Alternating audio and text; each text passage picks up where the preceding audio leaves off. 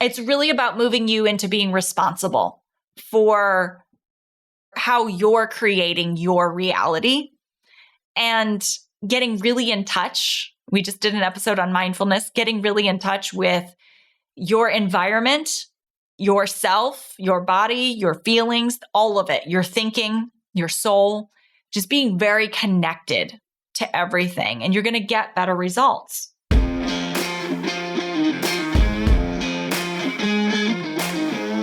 Hey, you leader, entrepreneur, business owner, solopreneur, whatever you call yourself, we know you're a visionary business builder, wealth seeker looking to combine a passion for doing good with leading consciously. It's time to shift from a traditional focus of pure wealth accumulation to one that integrates well-being and fulfillment. This is the Conscious Edge Podcast, and I'm Alicia St. Germain, entrepreneur and coach.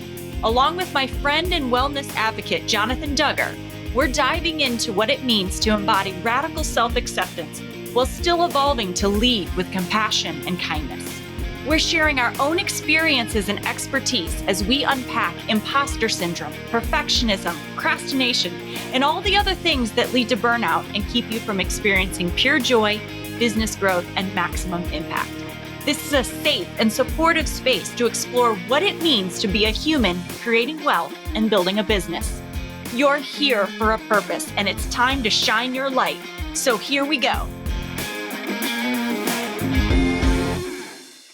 Welcome back to the Conscious Edge Podcast. I'm your host, Alicia St. Germain, and my resident wellness advocate and friend, Jonathan Duggar, will not be joining us today because he is off doing something super fun and amazing. And I cannot wait for him to come back because I'm hoping he's going to share with us all the things that he's learned and how you can also have the kind of experiences that he gets to have as well. So that's just a little teaser for what's to come. So I was going through and I was looking at all of our past episodes and really analyzing and looking at what is it that people most resonated with. And that by far, a landslide, the number one podcast is What to Do When You're Overwhelmed. And that's really a testament to where we are right now and where the people connected to Jonathan and I are right now is just the intensity that maybe that life is feeling for you. And so a lot of the women that I come to work with me are real estate investors or women in the real estate industry in some capacity. And the number one thing that they tell me they are really, really struggling with is not having enough time to get everything done. And so they aren't where they want to be yet in their business. They're doing a lot of things, wearing a lot of hats, but oftentimes find that they hit this plateau in their income and they can't bump up to that next level, or they aren't hitting the goals that they want to hit as fast as they want to hit them. So they're really frustrated with how long it's taking and they feel like they really ought to be further along. Like they know they're really smart women who can figure this out, but what is getting in the way? And so they often will say, I don't have time. And I can completely relate to this because that was a statement I said so much of my late 20s and early to mid 30s. I said, I don't have time. I don't know how much. And one of the things that really woke me up to the fact that I was saying this was I was listening to, I think it was Good Morning America at the time. And this probably was 9 years ago now, maybe even more than that. And I heard this interview with this woman named Laura Vanderkam, which I see her name pop up from time to time all the time now. But at the time, she was promoting a book called 168 Hours You Have More Time Than You Think. And her comment that caught me was stop saying you don't have time. You just aren't making it a priority. And that really, really landed with me. However, I didn't fully grasp this whole concept of not having enough time and how much that is plaguing people until I really sat down and I dug into why is it that people don't have time? Because we all have the same amount of time in a day, but why can one person go and create financial freedom and a business that allows them to spend their time any way that they want and really enjoy and reap the benefits of life, and someone else is like in the trenches trying to figure it out and just really not getting the traction that they want or not getting as far as they want? So what I've learned, this is really what I want to share, is what I've learned is that the biggest overarching problem is that people are putting too much on their plate. They are trying to do too many things in different areas, different arenas, all at the same time or concurrently, and then on top of it, not taking care of themselves, which is the exact opposite of wellness and what we're really striving for. And it's also very prohibitive to creating wealth. So it's getting in the way and it's causing a big problem.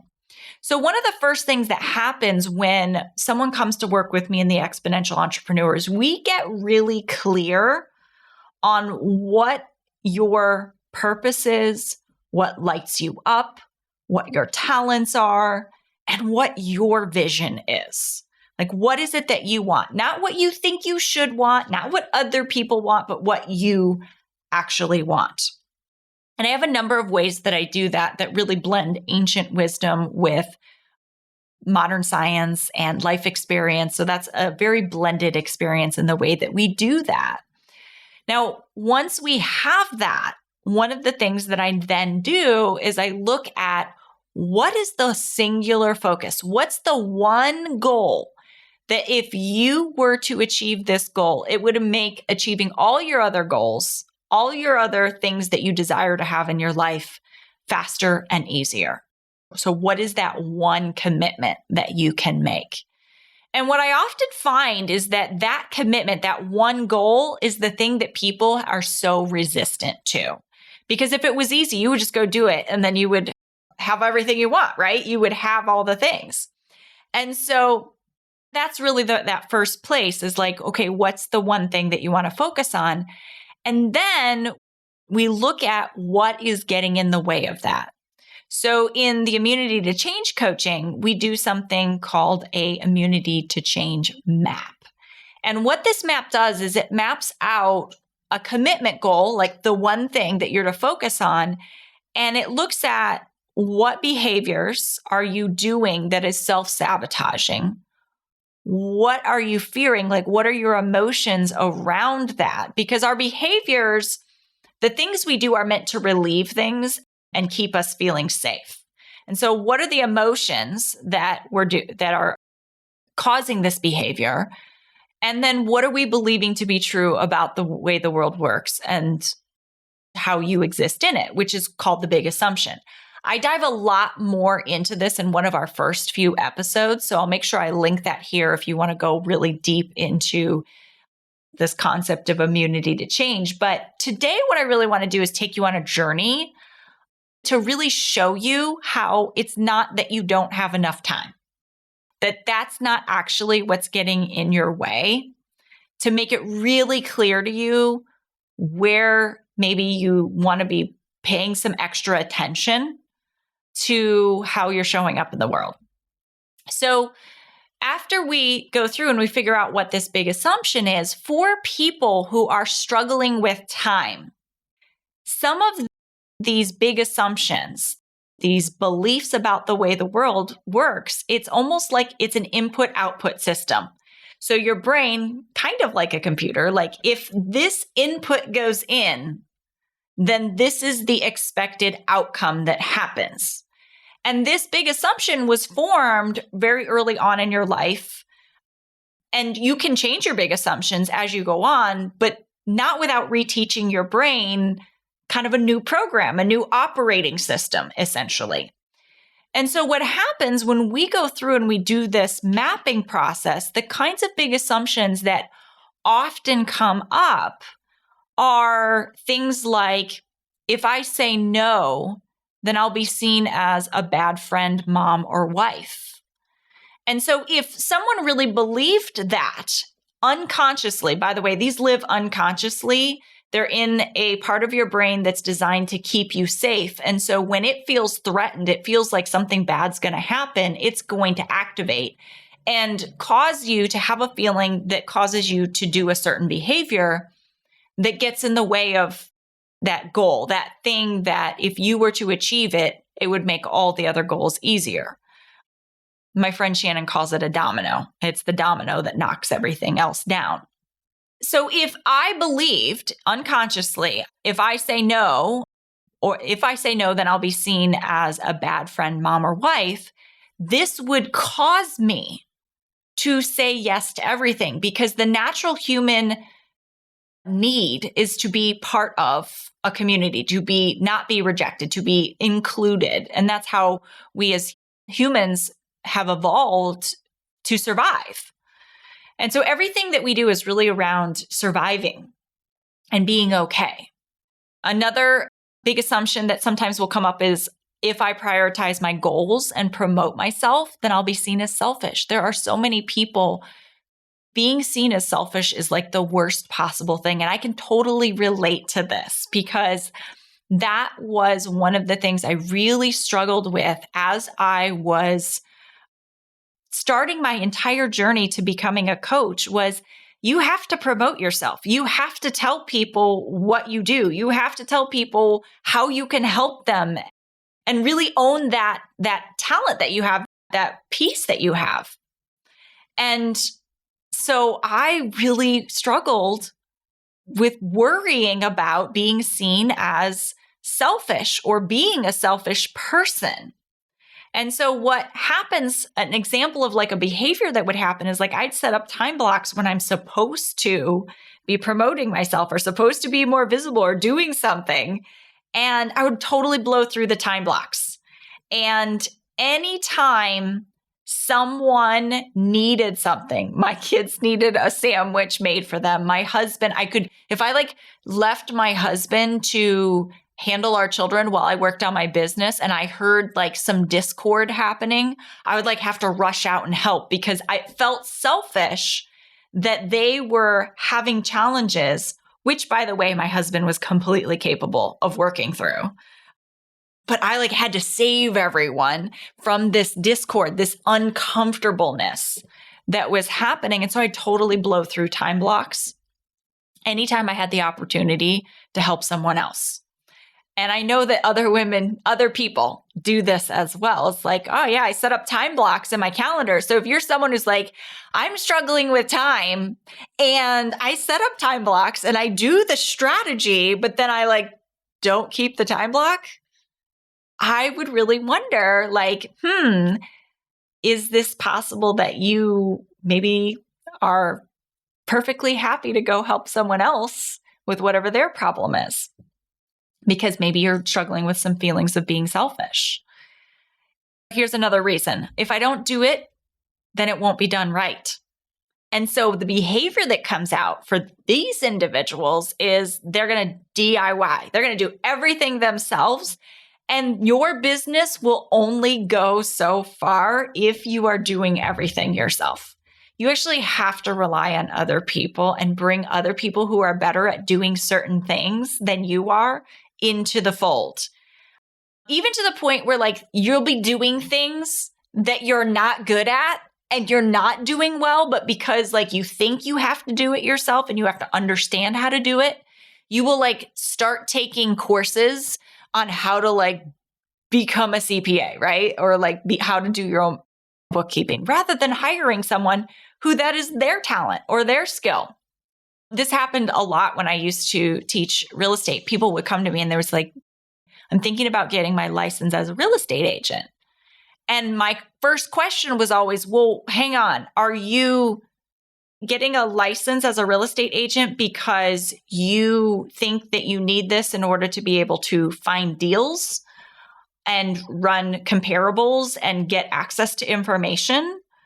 Or are you doing it because your state maybe requires that you have a real estate license to do the type of investing that you want to do, which are two totally different reasons, right? One is for compliance and one is because they are trying to avoid something they fear, right? They have to be the expert, have the control. And so I said, if it's the former, like if it's because you want access to information, just build a relationship with a really great realtor. And you can totally have that be an amazing relationship. Like there's no reason for you to do it yourself. But these people will like think they have to own all the hats. They will also disempower others. So when someone like they're going to get coached. So this type of individual to move from to the next level in their business, like they have to hire people. And that's the coaching that they get from their mentors and their coaches and other people who are doing what they want to do is like, you don't do it alone. So then they hire people, but then they disempower them because they keep jumping in and taking over everything that these people are doing. And so they're like, well, I guess I'm not doing it right. Or their job satisfaction isn't great. So they go find another job because they're not having the autonomy that they want. And they don't think they're doing a good job. So they're going to go find somewhere else where they feel good about themselves, where the boss isn't constantly jumping in and taking over all the time. So if you have to keep jumping in, or you think that you're the only person that can do it, your schedule is going to be crammed with busy work that you shouldn't be doing anyways.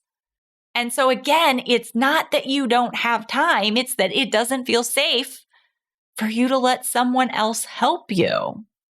This is another one that comes up. If I make a mistake or miss something, then I won't succeed. And so the behavior that this causes is that people start to obsess about getting it right.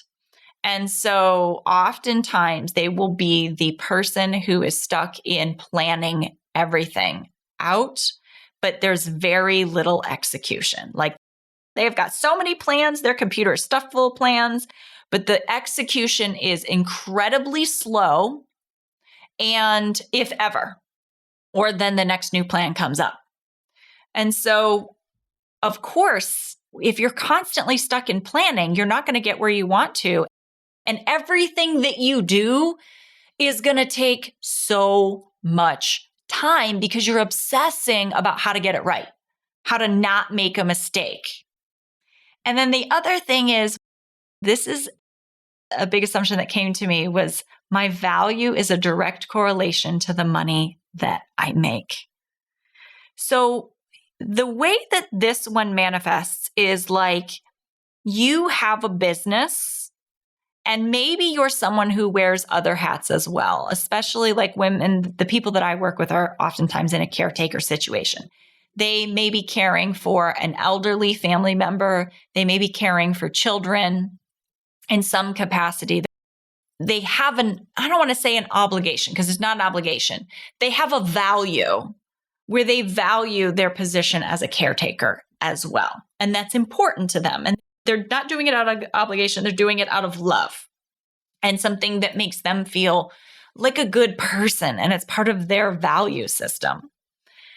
And at the same time, if they hold a big assumption such as my value is a direct correlation of the money I make, when they have some times in their life when their caregiver role is increased, someone is acutely sick, someone is long-term ill.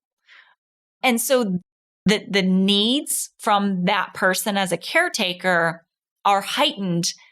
And because they are not placing any value on their role as caretaker, because that's not typically a paid position for a lot of women and men. But again, I know we have both listeners here, but this is who I work with. So I can only speak from this perspective or this experience.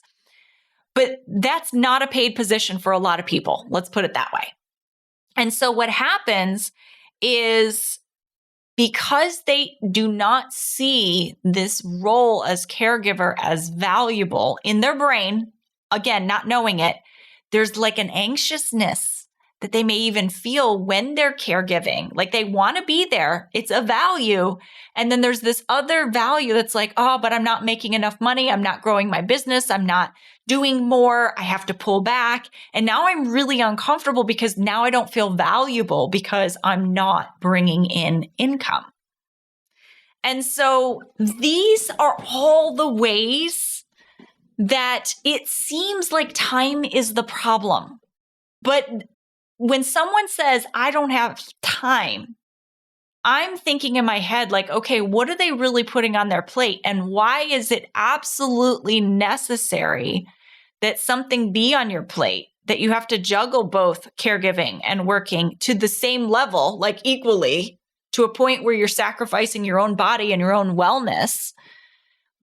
So what are you doing? What is it that's making it absolutely necessary for you to show up that way? So it's not really the time. That's not what it is. It's all of these other things.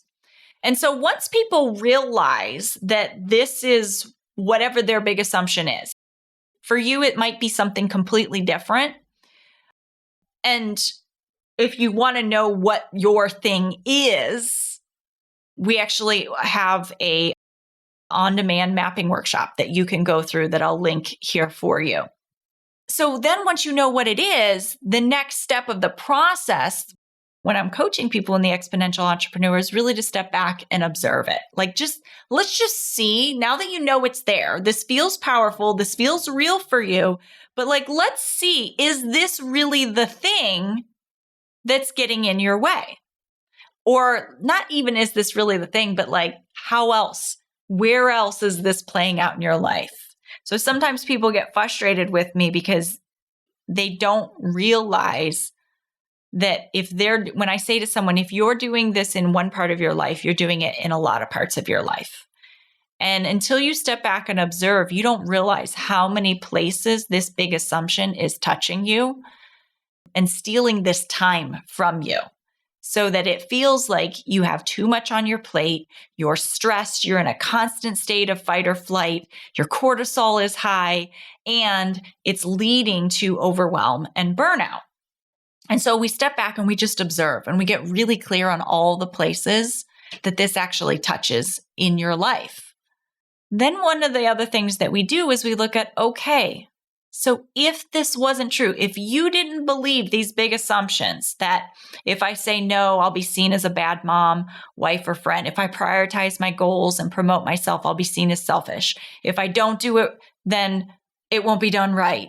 If I make a mistake or miss something, then I won't succeed. My value is a direct correlation of the money that I make, right? So if I'm not making money, I have no value. So once we know we have this big assumption, what would our life be like if we didn't believe that? Like, how would you show up differently if you actually didn't believe those things to be true, if you believed something else to be true? And so what we do in this part of the process, we're essentially creating the possibility of how you might show up in life. What would you be doing? What would you be thinking? What would you be feeling if you didn't believe this the way that you believe it now? And this is really effective for helping to create, like, where are we headed? What's possible? It increases their motivation. It gets them inspired and excited. But the other really valuable thing that this does is it actually can help us to identify any skills that actually need to be developed. Because a lot of times this part of the process will show us that maybe there's some soft skills. We put so much emphasis on strategy and tactic when it comes to business, like how do we make the money? But the soft skills of, like, how are we being? What is our thought process? How are we showing up as a compassionate leader? And all the other soft skills that are involved in running a business are what actually make it work. And there's not enough emphasis put on these types of skills, in my opinion, especially in the corporate world. I know there's a movement toward it, but it's not really valued. It's all about strategy and tactic and how you're going to make the money. And so in this process of looking at the possibilities, we actually find things like maybe you need to learn how to effectively delegate so that you get the result that you want. Instead of you having to jump in and take over or do it yourself, what if you learned how to effectively delegate in a way that set you up for success and your team up for success?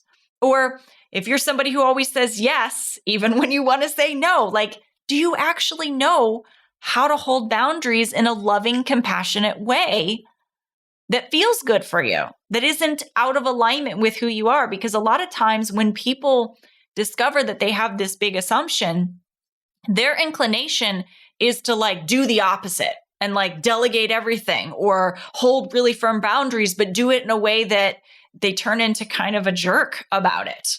And so the very thing that they're maybe really worried about starts coming true because they're not effectively delegating or holding boundaries.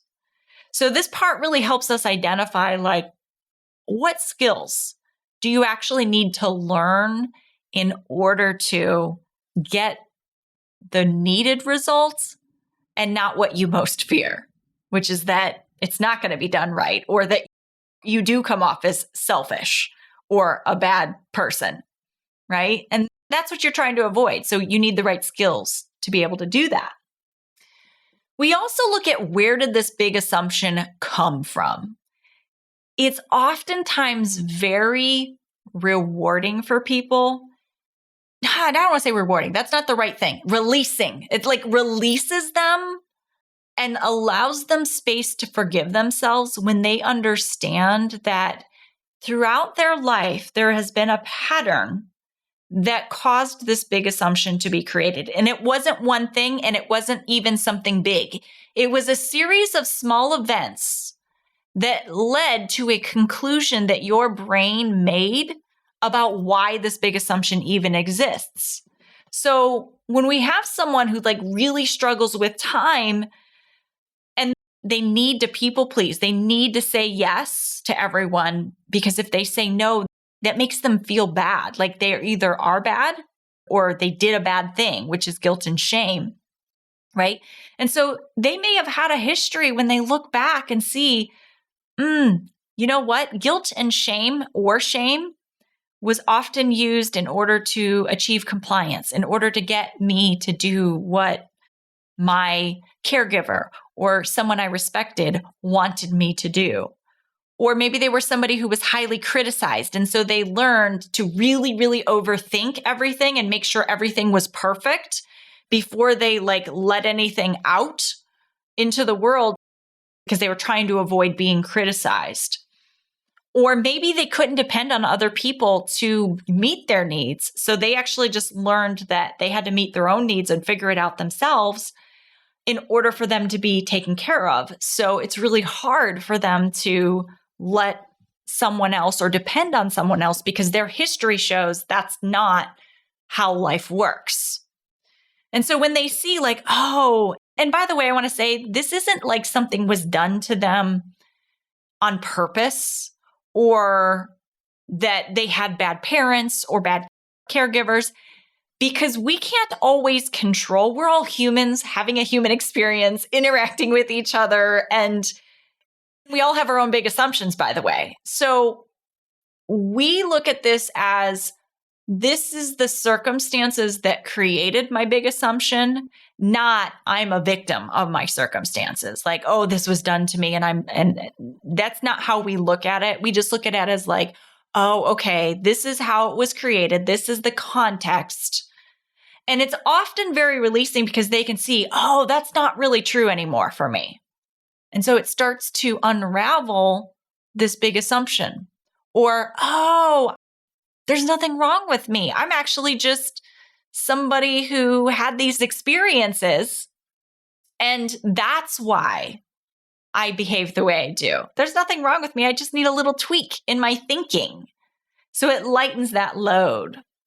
Now, once we have all this information about when the big assumption is in play, what's possible if we didn't believe it, where it came from, then we can start taking some intentional behavior change, making some intentional behavior changes that will actually help us move towards the goal. So a lot of this was really about unraveling what got in the way of the goal. And now we can actually start taking some intentional action towards our goal. But instead of being results focused, which is what most goals are about, is like, did I achieve the result? We're going to be a lot more interested in what happens if we change our behavior versus any particular result. So we really focus on what we observe in the behavior change, how we feel, what we think, maybe how that changes how we feel about our big assumption and how true it is. We might ask others about their experience. The one thing I always tell my clients, you cannot assume what other people are thinking and feeling. You have to ask them. Like, we make up all the time what we think other people are thinking and feeling. You can't do that. You can ask them, what are you thinking or what are you feeling? But if you infer or decide what someone else is thinking or feeling, you are making it up from your own perspective. And so it's very likely to be potentially inaccurate. But the whole point of this testing and experimenter's mindset is that it's a planned behavior change. So we really think through, what are you going to tell yourself? What are you going to do? If you start to feel a certain way, what strategy can we use to make sure you stay in integrity with how you really want to show up? How are you going to prepare? What's needed to make sure you're the most prepared? Essentially, how are we going to set you up for success in this planned behavior change versus just doing things haphazardly without a lot of planning? One of the things that I have learned is that if you are someone who relies purely on talent in your business and you lack planning and commitment and putting in effort and really becoming pro, like, being talented does not mean you're professional. If you have a talent, and I tell my kids this all the time, if you rely purely on talent to get anywhere, you're only going to make it to a certain level. There's a certain level of professionalism that you got to put together with your talent in order for you to really shine and play full out, really play in the arena. Talent is not enough. So this is about not relying on the talent or not relying on changing the behavior and doing it haphazardly. This is about planned behavior change that is there to set you up for success and have you focusing on the right things so that you're not focused on the result or creating a result that proves that your big assumption is true. Like, yep, see, I shouldn't delegate because I delegated and bad things happened. It's really about moving you into being responsible for how you're creating your reality and getting really in touch. We just did an episode on mindfulness, getting really in touch with your environment, yourself, your body, your feelings, all of it, your thinking, your soul, just being very connected to everything. And you're going to get better results. Now, after we do enough planned behavior change, what starts to happen is new neural pathways are created in the brain, and these big assumptions have far less hold on people. So now someone who used to say yes to everything has actually found a way to hold boundaries or say no to things that they don't want to do and do it in a loving way. One of the things I had to learn in my process was I am not responsible for other people's feelings. Like, I don't need to control how everybody feels. And that undesirable feelings like anger and sadness and frustration are not bad. They're just there to tell us something. And so when we're not afraid of those emotions and we let people actually work through those emotions, they can have incredible breakthroughs. But because I was just trying to keep everybody happy, I was really disempowering everyone from having their own breakthroughs and from becoming their most capable versions of themselves. So once we've got enough data, someone who worried about being selfish will start to realize that they have value and gifts to give to the world, and they can show up fully and help people and support people. And it's not selfish at all to share with people what you're doing. I no longer feel like me showing up and doing a podcast is about me.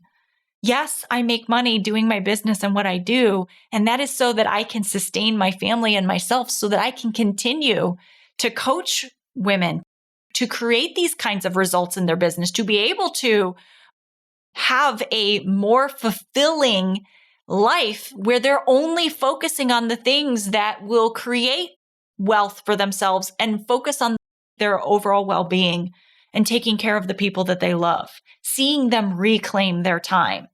That's not selfish. That's me putting myself out there to share my gifts. If someone has always felt like if they didn't do it, it wouldn't be done right, we'll often discover that there are things that people do better than them. And because they have the gift to see the potential in someone else and lead them to greatness, that they can actually provide so much value by giving someone an opportunity for a job. And that they can now communicate in a way that is really effective, and they find the right people for their team and they thrive and their business grows so much more. And when someone moves out of being afraid of making mistakes, my goodness, the possibilities open up for them to try new things, to do things they never thought they'd be able to do, to live the most full life possible. And oftentimes, this is the place where what they do for a living can combine with what they love to do, and that creates income for them. And it's just such a fulfilling place to be. So the kinds of transformations that are coming, it has nothing to do with getting more time. It all has to do with how you're thinking about how you're spending your time, why you're spending your time doing the things that you're doing, and unraveling that so that you can get more time. And so as I've gone through this journey in my own life from I don't have time, being stressed, being overwhelmed, I was just reflecting this morning, like, I have so much time and I get to spend it doing good in the world. I get to spend it making sure that every day I do one thing nice for my husband, like making sure his coffee is set up or packing his lunch because he's tired from coming home from work and he didn't feel like doing it that night and he wakes up and it's already done. I get to spend time thinking about like, how can I do something kind or helpful for my child? Because I'm not in overwhelm, because I've created so much time by letting go of friendships that maybe didn't really make sense anymore, or I have stopped doing things that were purely because I felt obligated to do them, but it didn't actually serve my greater purpose, because I was willing to be imperfect and be visible and do things in flow and from my heart versus trying to make it perfect to stop people from judging. So it's not time that is the problem. It's all these beliefs, these big assumptions that have been created to keep you safe that really aren't necessarily true. So I hope you took some inspiration away from today, something that will shift in you. I am here to support you in that process. If this has made you interested in wondering what it might be like to coach with me, I want to encourage you to go to consciousedge.com/apply. It is so that I can get a little bit more of a picture of what's going on in your life and business. And then what I will do is I will send you back a recording of what your journey, just like I did here today with you, I can send you a recording of what's possible for you and what your journey will look like. That's going to give you the time and space to review everything, think about what questions that you have for me, and make it very safe for you to take your time and consider everything that you want to know. And then the next step will be for us to get on a call together so I can answer any of those questions that you have. You've had plenty of opportunity to loop in someone who might be part of the decision-making process if you're going to engage in a coaching relationship. And then we move forward from there when you're ready. So with that being said, I'm sending you so much love. I can't wait for Jonathan to be back. And if he were here, he would tell you, be well. Thanks for listening to the Conscious Edge podcast. Make sure you subscribe and take a moment to be kind and share this episode with someone you care about. Leave a review to help us bring more compassionate leaders building businesses and creating wealth to the table. And for show notes, head over to consciousedge.com/podcast. This podcast and the linked materials are presented solely for general information, educational, and entertainment purposes and should not be taken as personal or medical advice or any kind of mental health treatment. Please consult a medical or mental health professional if you feel you need such services. Please be advised that all investing and entrepreneurial endeavors involve risk, and the use of the education and information on this podcast and linked materials is at the user's own risk. This podcast is part of the Sound Advice FM network. Sound Advice FM, women's voices amplified.